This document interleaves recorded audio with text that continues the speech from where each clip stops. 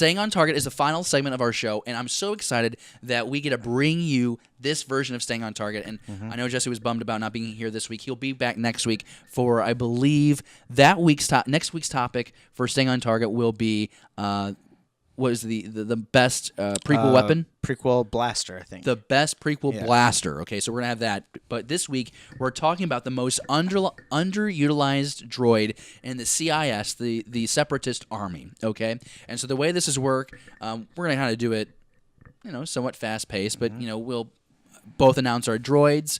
We'll go ahead and I'll give you 2.5 minutes. 2.5 minutes? Do you want 2.5 minutes, or do you think you can do it in less? I can do it in less. You can do it in less? Yeah. All right, so we'll just see how it goes. We'll put like 9. We'll just say like as fast as you can do it. You do your opening argument.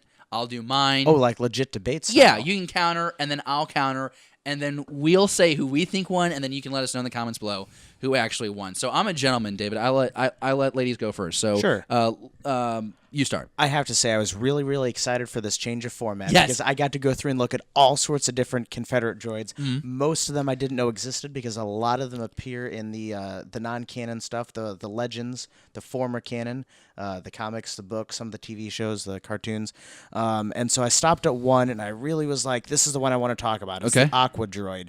And they used it at like the Battle of Moncala, and they used it at Camino. But then I thought to myself, well, underutilized in the films because I would love to have seen both of those fights in the films, but that just didn't happen.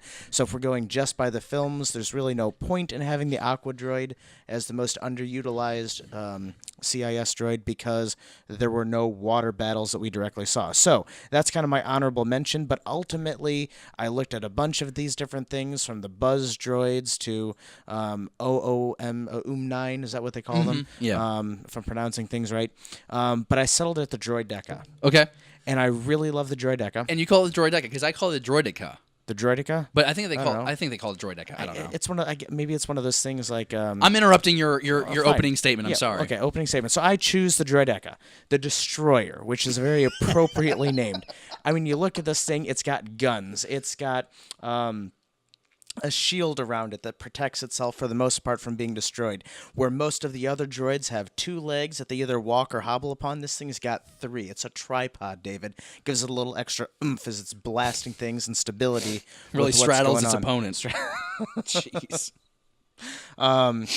And why I'm saying these were underutilized, because you look at the movie, you look at the extended universe, and you read the Wikipedia page, and they were primarily used as guards. They're primarily used as executioners, and the only time they really saw battle is when, like, one of the generals, such as Grievous, would have them by his side because they would scare the Jedi. I mean, these things were Jedi frighteners. Well, think back.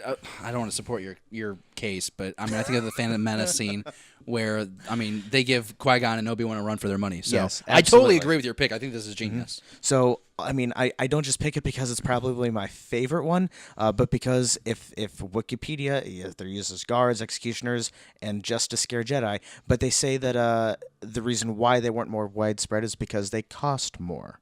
But, I'd rather take a Droideka over 15 of the just standard fighters anyway. All right, so David, in his opening statement, says that Droideka is his droid that he believes is the most underutilized in this Separatist Army. I want to go with the BX series Droid Commando. David, I'm kind of embarrassed. I'm kind of frustrated with you that you didn't even explore the Clone Wars or the Rebels. Not the Rebels, the Clone Wars, obviously. That is 6 seasons worth of great Separatist Army and evolution, and not all droids in the Separatist Army were incompetent, and the BX series Droid Commando is the antithesis of the potential that the Separatist Army had. It was a droid in the CIS Army that was proof that there was a larger plan in place, because had there always been from the beginning the desire for the Separatists to win, I firmly believe that they would have just built a massive army of these droids. These droids used a variety of weapons in battle, for example. So they used the E5 blaster, which was common with most of the battle droids. They also could fight with, is it melee weapons? Melee? Melee combat. They would fight with the vibro swords that we know the Magna Guards would use, that you saw in Return of the Revenge of the Sith. They are on the flight deck with Grievous, okay? His guards. They are known to use thermal detonators. They use blaster rifles. They have the ability to snipe. They've been known to use missile launchers. I think of what they did in the Clone Wars Wars, the Battle of Dathomir. You see one use a missile launcher. So these are droids that, I mean, I don't know if they're AI. I don't know if they have that ability, but they definitely have this ability. Their programming allows them to think as near human-like more than any other droid we have seen as maybe C-3PO. I mean, C-3PO is the most human droid I think we see in the Star Wars galaxy. But if you're talking about a thinker, an adapter, this is what the BX series Droid Commando does for the CIS. It's an adapter in the field, can take on Jedi. More than 20 appearances in the Clone Wars. You see this droid all throughout the comics, and it's dastardly. It is absolutely dastardly. And what's interesting is, I think back to the Rookies episode, Season 1 of the Clone Wars. They had this ability to do espionage as well. I mean, they kill these clone troopers on the platform. They're able to use one of the troopers' helmets. They don the armor, and they're able to break in and infiltrate the clone armory. I think the outpost protecting Kamino, which also speaks to maybe the how gullible the first wave of clone troopers were. I mean, to see a bobbling head there, I mean, they thought something was up, but, I digress. The point is, these droids are resourceful.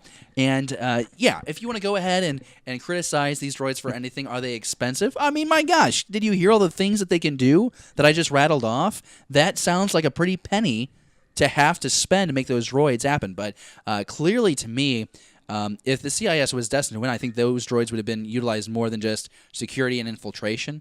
I think they would have been invaluable on the battlefield.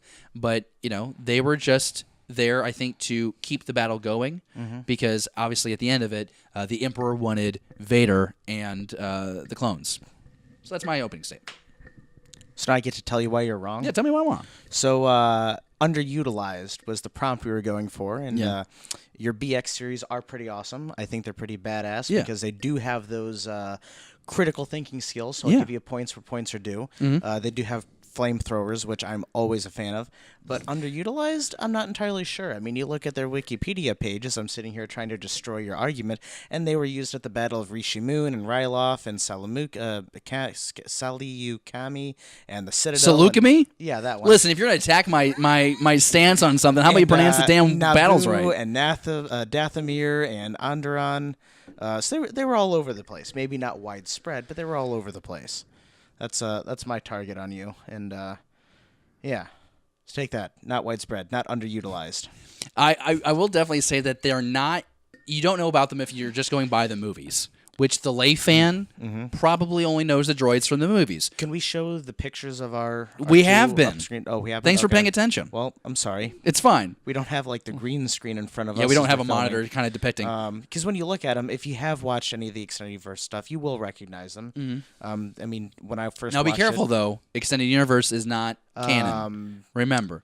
not Extended Universe. So Extended Universe. Extended Universe. Yeah. Okay. Yeah, not the Legends. Right. Okay. Yeah. I'm sorry. All right. There we go. Just want to make sure we're saying the right thing. I mean, you'll look at these guys and you'll recognize them from the cartoons, the comics. So they're pretty cool. I still maintain that the Droideka is more underutilized because they could scare the pants off of a Jedi, and they had several kills on Jedi. Yeah, but then I think about like season 5 when they're on Onderon, and you have Ahsoka Tano there who is training the rebels there, including Saw Gerrera that you see in Rogue One, and they show just how simple it is to ultimately destroy the droidekas, that they have learned the ways to take them out, which is just rolling a thermal detonator underneath the shield, which is that's corny. Yeah, roll a thermal detonator under one of your BX series, and it'll explode too. But not necessarily because of its flexibility. I mean, this droid can jump around like a ninja. It's like Bruce Lee with a thermal detonator, a rocket launcher, a blaster. That's what I'm saying. Is it's so good? Why was this not more? Because they didn't have the idea until the Clone Wars series. I could go on and on and on. I think that I'm right. I think that you're right. We don't have anyone here to make a tiebreaker, so let's leave it up to you. You watching right now, who had the better argument? Okay, let us know so that way the next episode, at the very top of the episode, he and I can just start laughing at David, telling him how wrong he was about his droid. I would say that at the beginning of the next episode, you should present me with my trophy for having the better droid that's underutilized in the Star Wars universe. BX series Droid Commando or the Droideka or Droideka. Either way, those are the two droids. Let us know who had the better argument down in the comments below. If you haven't already, go ahead and smash that subscribe button and give this video a thumbs up. You can watch other videos just like this one right now by checking out these videos on your screen. And by the way, thanks for checking out Beyond the Blast Doors.